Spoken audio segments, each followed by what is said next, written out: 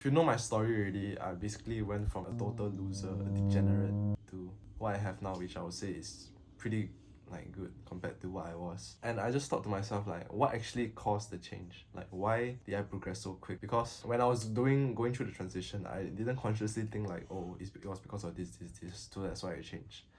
But now that I've gone through the transition, and of course there's still a lot of progress to be made, but I was thinking like, what really caused this transition? And I just thought to myself, like, I was dissatisfied with my life, and I didn't want to live like that anymore. I wanted a change. And if I were to be honest, like, recently I've been pretty satisfied with what I have right now. I've been posting consistently on YouTube, which I feel like I should be proud of.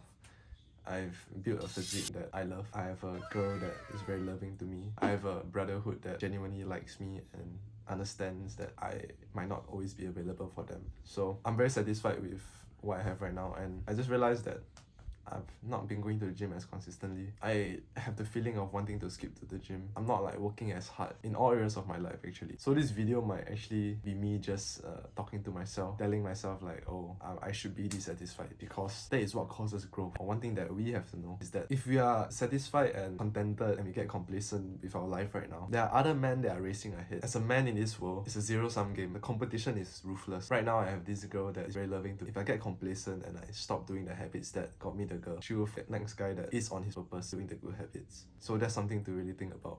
We live in a world where the problems that you have right now can be fixed with just instant gratification activities. If you're feeling lonely and you want intimacy, you can go on to Pornhub. If you want status and brotherhood, you can hop on Call of Duty. If you want instant pleasure, you can eat junk food. So these are like band-aids over the actual problem, and it doesn't solve the deep desire that you have, which is the intimacy, the status, the brotherhood, the fulfillment of life. These modern addictions strip away our masculinity, and you might relate to this, but you might feel like happy on the outside, but deep down you are nihilistic of your life. Like, you don't genuinely feel good the life that you're living right now. It's not sustainable. You might be satisfied right now because in school you're kind of getting okay grades, you have this girl that texts you once in a while, you have a Snapchat streak with Sarah, and you have kind of a healthy family, right? And you are working a part-time job that pays the bill, so you might be satisfied because of that. But you're not having intimacy in your life. You don't actually have friends that care about you. If you took away the substance, if you took away the video games, the substance that y'all take together, could y'all be considered as friends? Will y'all still continue being friends? Do they genuinely care about you? Are you a confident man that walks around the world with full certainty that you can do anything that you want? How about your self-image? Are you like, do you look at yourself positively, or do you look at the mirror and think like, fuck man, I could have done better at this, I could have done better at that? Because I'll be honest with you, if younger me, I felt like that, but now I can look in the mirror and be like, yep, I'm doing the good things. Of course, there are days where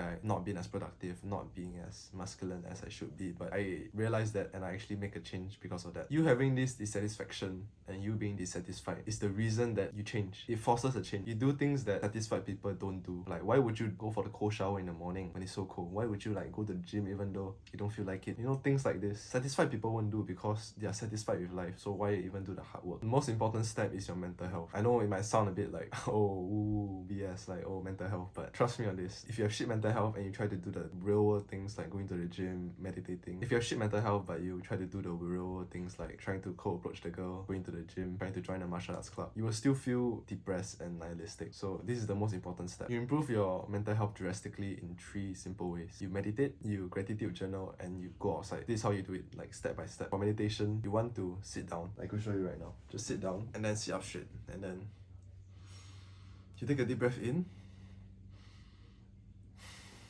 and then a deep breath out. Honestly, if you're just starting out, you never meditated before, just do like 3 minutes. Set a timer 3 minutes on your phone, put it down, and then you start breathing.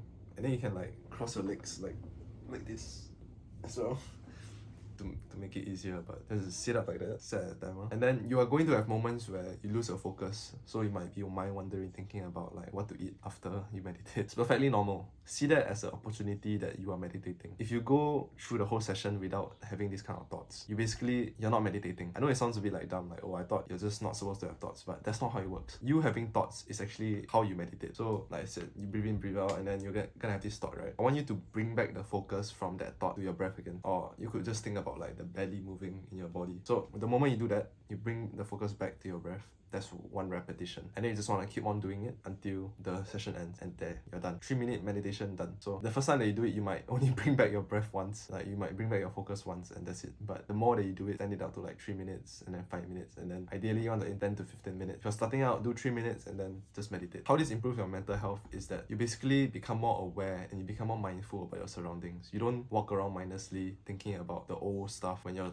conversing with a friend, you're in class, and when you're listening to a teacher, you don't start to get like the random thought that you have about the video game. So when you meditate, you become more mindful, and that basically improves your mental health. You become more happy that you are in this world right now. You are living right now instead of thinking about the past, about the future. And for gratitude journaling, how you want to do it is basically just grab like a piece of journal. Don't do it digitally because the effects are not so significant. Take like a piece of journal, pen and paper. Write, I am grateful for, and then blank. So that blank, you can put anything. You can put like the basic stuff like, oh, I'm grateful for having a roof over my head. I'm grateful for this tripod that I recently got from my fight gym coach. I'm grateful for the posters that I have on my wall. You know, it could be anything. And you just wanna, the deeper you can think about why you're grateful for it, the better. So if you write like, I'm grateful for the posters on my wall, you can add because when I'm recording a video, the viewer might see the poster in the back, and that might actually get me more attention, get me more retention on the video. So you can put something like that. If you're not a YouTuber, you can put like, oh, I'm grateful for meditating